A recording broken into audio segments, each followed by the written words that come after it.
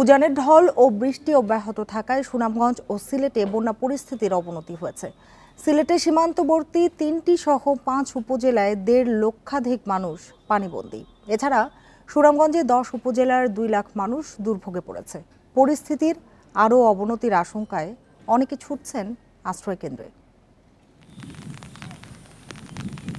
উজানের ঢল ও বৃষ্টিতে এই মৌসুমে দ্বিতীয় দফা বন্যা পরিস্থিতি তৈরি হয়েছে সিলেটে। এরই মধ্যে সিলেটের সীমান্তবর্তী গোয়াইনঘাট, কোম্পানিগঞ্জ ও বিয়ানীবাজার সহ ৫ উপজেলার নিচু এলাকা প্লাবিত হয়েছে। পানিবন্দী ১.৫ লক্ষাধিক মানুষ। বেশ কয়েকটি সড়ক তলিয়ে যাওয়ায় সারিঘাট, রাধানগর, ফতেপুরের সঙ্গে সিলেটের যোগাযোগ বিচ্ছিন্ন হয়ে গেছে। পরিস্থিতি অবনতির আশঙ্কায় খোলা হয়েছে আশ্রয়কেন্দ্র। পরিষদ চেয়ারম্যান মেম্বার, ভলান্টিয়ারগণ এবং তাদের সাথে আমাদের সরকারি ট্যাগ অফিসাররা কাজ করছেন। আজকে সকাল থেকেই আশ্রয়কেন্দ্রে আশ্রিত লোকের সংখ্যা বৃদ্ধি পাচ্ছে। নদ নদীর পানি বাড়তে থাকায় বন্যা পরিস্থিতির অবনতি হয়েছে সুনামগঞ্জে। রাতভর বৃষ্টিতে আবারও তলিয়েছে শহরের অনেক এলাকা। ১০ উপজেলার ২ শতাধিক গ্রাম প্লাবিত হয়ে দুর্ভোগ তৈরি করেছে ২ লাখের বেশি মানুষের। অনেকে গেছেন আশ্রয়কেন্দ্রে। এত পানির মধ্যে সাং বান্ধে আছি। এই আরিবাসন সপ্তাহ এই সাঙ্গের উপরে আমরা মানুষ ৫-৬ জন ফ্যামিলির মাঝে কাজ কর্ম কোনো পানি বন্যার লাগে আমরা করতে পারি আমরা গোরদার ফাইনে নিচে গেছে আর খুব কষ্টে জীবনযাপন কাটাইতেছি। বৃষ্টি অব্যাহত থাকায় পরিস্থিতি অবনতির আশঙ্কা দেখছে পানি উন্নয়ন বোর্ড। যেহেতু উজানে এখনও বৃষ্টিপাত অব্যাহত আছে এবং পানি লেভেল বৃদ্ধি পাচ্ছে, সুতরাং সুনামগঞ্জের বন্যা পরিস্থিতির অবনতি হতে পারে। যেহেতু আগামী ৪৮ ঘন্টা বৃষ্টিপাত অব্যাহত থাকবে এবং ভারী থেকে অতি ভারী বৃষ্টিপাতের পূর্বাভাস রয়েছে, সেক্ষেত্রে পানির লেভেল আরও বাড়তে পারে এবং বন্যা পরিস্থিতি আরও অবনতি হবে। পরিস্থিতি বিবেচনায় ৫৪২টি আশ্রয়কেন্দ্র প্রস্তুত আছে বলে জানিয়েছে জেলা প্রশাসন। সিলেট বিভাগে আরও ১০ দিন মাঝারি থেকে অতি ভারী বৃষ্টিপাত অব্যাহত থাকতে পারে বলে জানিয়েছে আবহাওয়া অধিদপ্তর।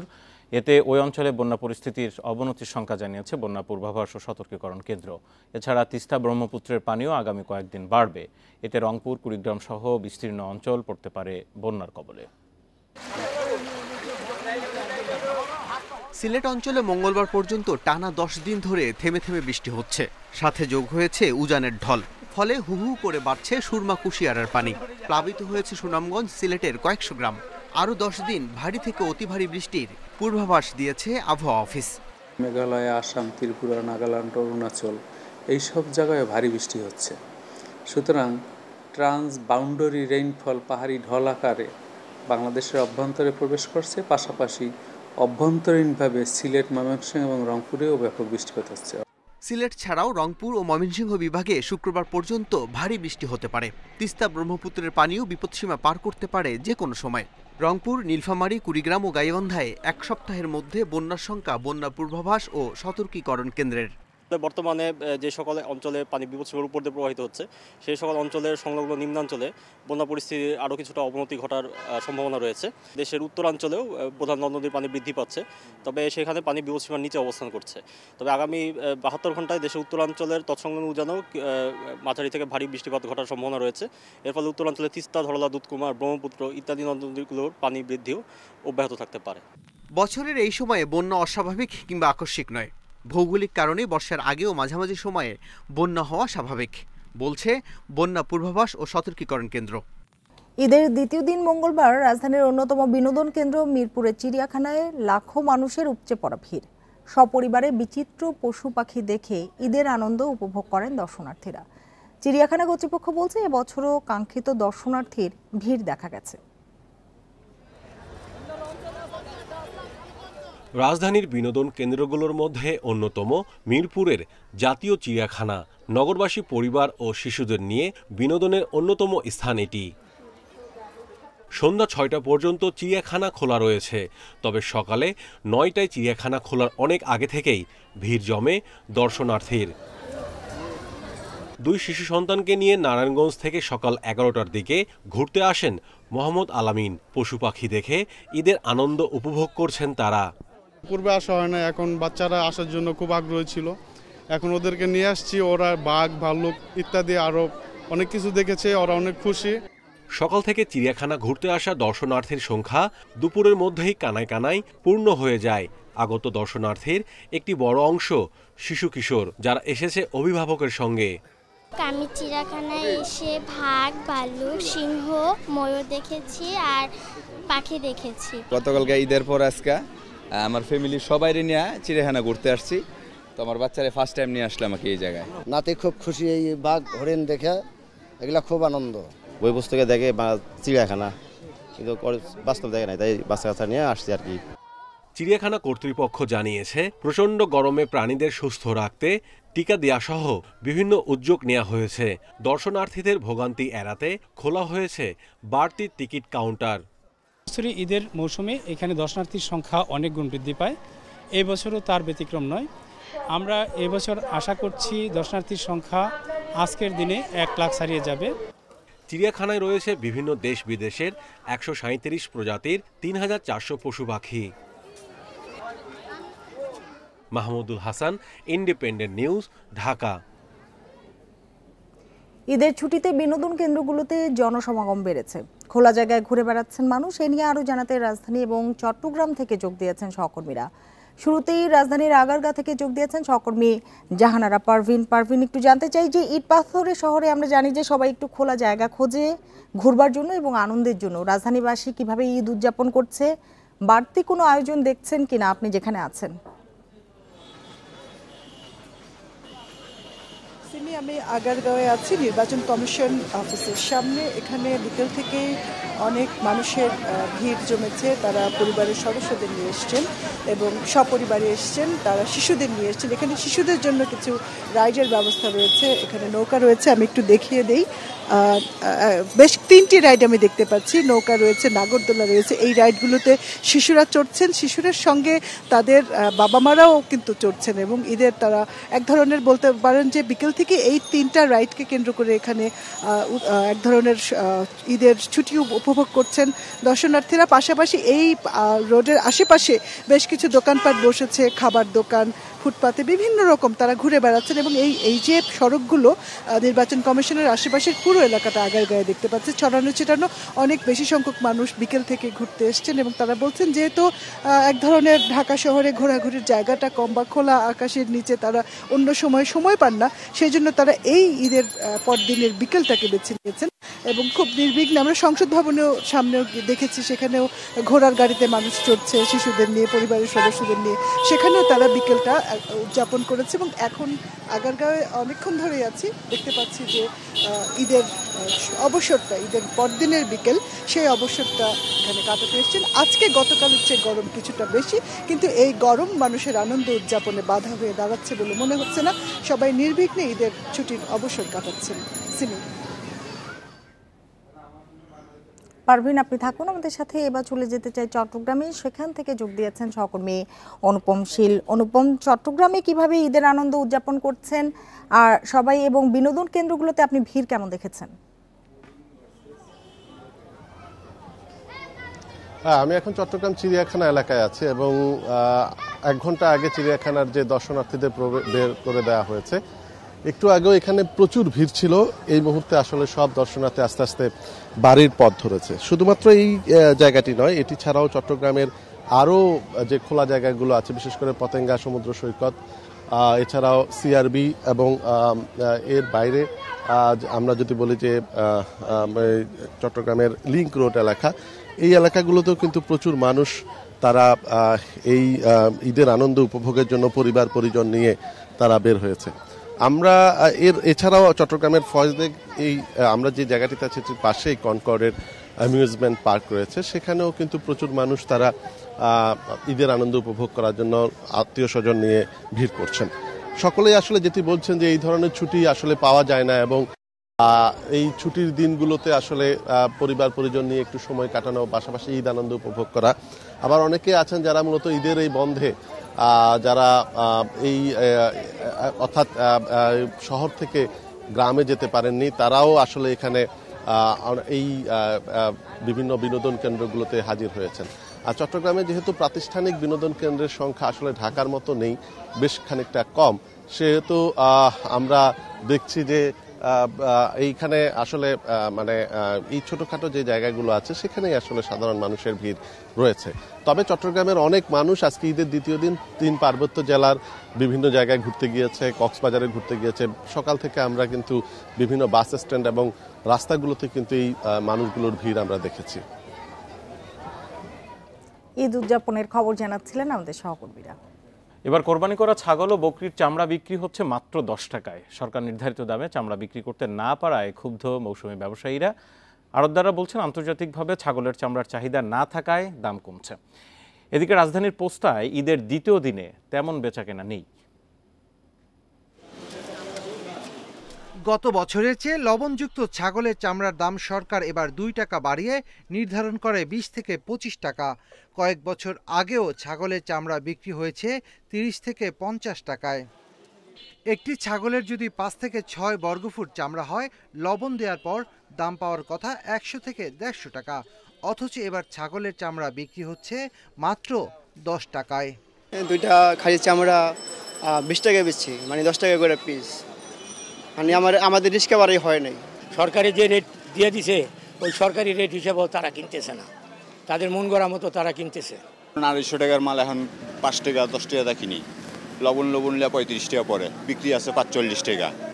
কাঁচা চামড়া ব্যবসায়ী সমিতি বলছে বিশ্ববাজারে ছাগলের চামড়ার চাহিদা কম এবং রাসায়নিক ও লবণের দামও বাড়তি। এছাড়া কৃত্রিম চামড়ার কারণে বিশ্ববাজারে চাহিদা কমেছে পশুর চামড়ার। 25 টাকা পর্যন্ত নির্ধারণ ছিল, কিন্তু এটা কিন্তু আপনার এই বাজারটা এখন চলে গেছে। এটার অল্টারনেটও চাইনিজ কোম্পানিগুলো অনেক ধরনের তৈরি করে ফেলেছে। এটার যে ডিমান্ড রিকোয়ারমেন্ট ছিল ছাগলের চামড়াটা, এটা কিন্তু আর নাই। এই খাসির চামড়া থেকে তো আসলে ওই দামি প্রোডাক্ট তৈরি করা ওইভাবে যায় না, খুব হয়তো ওয়ালেট বা ছোটোখাটো এই যে এইগুলো জিনিস আছে সেগুলো তৈরি করা যায়, এটা একটা বিষয় আছে। আর ওই প্রসেসিং কস্টটা খাসির চামড়ায় এই হেয়ারগুলো যেহেতু অনেক বড় থাকে, এটা আনহেয়ারিংটাও একটু টিডিয়াস, তো সব কিছু মিলিয়ে প্রসেসিং কস্টটা একটু বেশি খাসির চামড়ার জন্য। এদিকে রাজধানীর পোস্তায় ঈদের দ্বিতীয় দিন প্রতিটি ছোট ও মাঝারি আকারের গরুর চামড়া বিক্রি হচ্ছে 600 থেকে 700 টাকায়, আর বড় চামড়া 800 থেকে 900 টাকায়। পোস্তায় লবণ দিয়ে সংরক্ষিত এসব কাঁচা চামড়া পরে চলে যাবে সাভারের চামড়া শিল্পনগরীতে। এদিকে সাভার চামড়া শিল্পনগরীতে 2 দিনে চামড়া সংগ্রহ হয়েছে 5 লাখ। চলছে দ্বিতীয় দিনের মতো কাঁচা চামড়া সংগ্রহের কাজ। মূলত ঢাকার আশপাশের জেলা থেকে সংগ্রহ করা চামড়া লবণ দিয়ে সংরক্ষণ করা হচ্ছে। বিসিক চেয়ারম্যান জানান, আজ মঙ্গলবার দুপুর পর্যন্ত 5 লাখ চামড়া এসেছে, সন্ধ্যার পর আরও আসবে। সব মিলিয়ে 2 দিনে 6 লাখ চামড়া সংগ্রহ করা হবে। এতে লক্ষ্যমাত্রা পূরণ হবে বলে আশা করেন তিনি। কাঁচা চামড়া সংগ্রহ করার পর আগামী শনিবার থেকে প্রক্রিয়াজাত শুরু করা হবে। এবার সাভার চামড়া শিল্পনগরীতে বর্জ্য ব্যবস্থাপনা আগের চেয়ে ভালো বলে দাবি বিসিকের।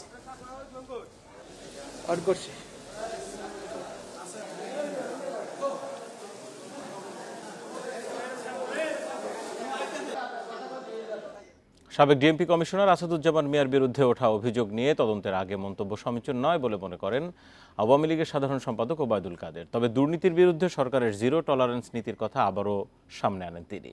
এছাড়া এবারে কোরবানি বেশি হয়েছে এবং মানুষ স্বস্তিতে ঈদ করেছে বলেও তার দাবি। সম্প্রতি কটি গণমাধ্যমের প্রতিবেদনে সাবেক ডিএমপি কমিশনার আসাদুজ্জামান মিয়ার বিরুদ্ধে ওঠে দুর্নীতির অভিযোগ। আওয়ামী লীগ সাধারণ সম্পাদকের ঈদ পরবর্তী সংবাদ সম্মেলনে উঠে আসে সে প্রসঙ্গ। এটি সরকারের ব্যর্থতা কিনা এমন প্রশ্নে সাংবাদিকদের ওবায়দুল কাদের জানান, তদন্ত হওয়ার আগে এ নিয়ে মন্তব্য ঠিক হবে না। যার বিরুদ্ধে তদন্ত হয়নি, দুর্নীতির কোনো অভিযোগ এটা চিহ্নিত হয়নি, সেখানে সরকার অন্ধকারে ঢিল ছুড়বে কেন? এছাড়া মূল্যস্ফীতির কারণে দেশের বেশিরভাগ মানুষ ঈদ আনন্দ বঞ্চিত। বিএনপি নেতাদের এমন অভিযোগের সমালোচনাও করেন আওয়ামী লীগ সাধারণ সম্পাদক। সমস্যাটা বিএনপি আর ফখরুল সাহেবদের, মানুষের সমস্যা যেটা আমরা স্বীকার করি। পবিত্র ঈদের দিনও সরকারের বিরুদ্ধে মিথ্যাচার, অপপ্রচার বিএনপি ছাড়েনি কিছু। আর এবারের ঈদযাত্রা নির্বিঘ্ন হয়েছে উল্লেখ করে ফিরতি যাত্রায় দুর্ঘটনা বেশি হয় বলে জানান ওবায়দুল কাদের। বলেন তা রোধে এবার বাড়তি সতর্কতা নেওয়া হয়েছে।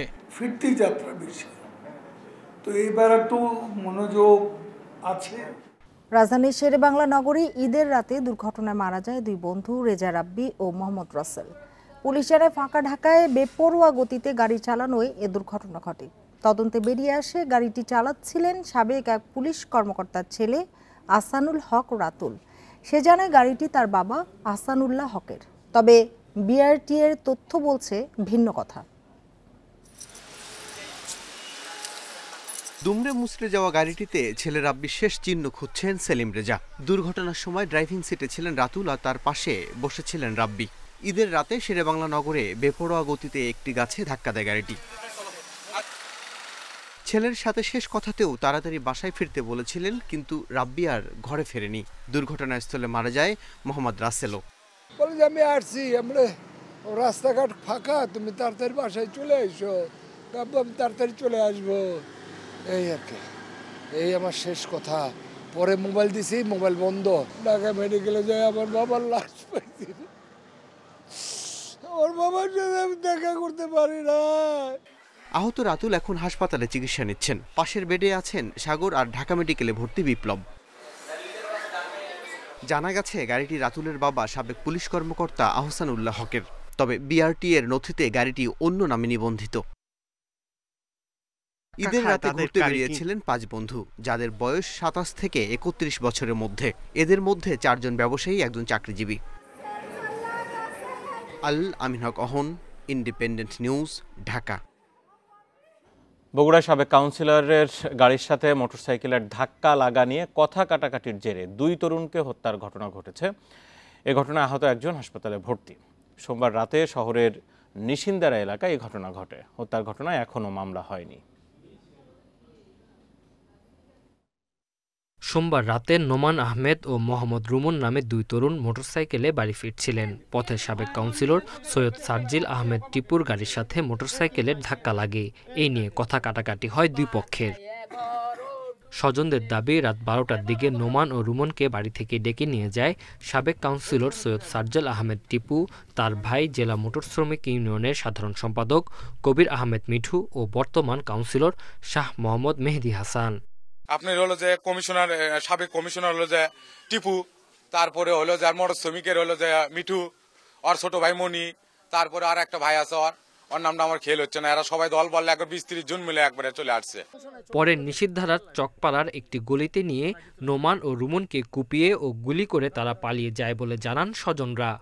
বাড়ি থেকে ডেকে নিয়ে আসে ওই বাগানের ভিতরে 2 দিক থেকে ওরা লোক ঢুকছে একবারে। তারপরে গুলি করছে ধরেন 15-16 রাউন্ড। একজন গুলি করছে, আহত হয়ে মেডিকেলে পড়ে আছে, আর একজন আপনি 2 জন মৃত্যুবরণ করছে। হত্যার ঘটনায় অভিযুক্তদের ধরতে অভিযান চলছে বলে জানিয়েছে পুলিশ। Independent news. মারা গেছেন 21শে পদকপ্রাপ্ত কবি অসীম সাহা। তিনি দীর্ঘদিন বঙ্গবন্ধু মেডিকেলে চিকিৎসাধীন ছিলেন। পার্কিনসন, ডায়াবেটিস সহ বার্ধক্যজনিত নানা রোগে ভুগছিলেন তিনি। তার বয়স হয়েছিল 75 বছর। কবি অসীম সাহা 1949 সালে জন্মগ্রহণ করেন। তার গ্রামের বাড়ি মাদারীপুরে। ঢাকা বিশ্ববিদ্যালয়ের বাংলা বিভাগের ছাত্র ছিলেন তিনি। 1965 সালে সংবাদপত্রে লেখার মাধ্যমে তার সাহিত্যে পদচারণা শুরু হয়। কবিতা, গল্প, উপন্যাস মিলিয়ে অসীম সাহার প্রকাশিত বইয়ের সংখ্যা 35টি। এর মধ্যে উল্লেখযোগ্য হল বর্ণহীন বেদনা, পূর্ব পৃথিবীর অস্থির জোছনায়, শ্মশান ঘাটের মাটি। সাহিত্যে অবদানের জন্য 2012 সালে বাংলা একাডেমি এবং 2019 সালে 21শে পদক পান কবি অসীম সাহা।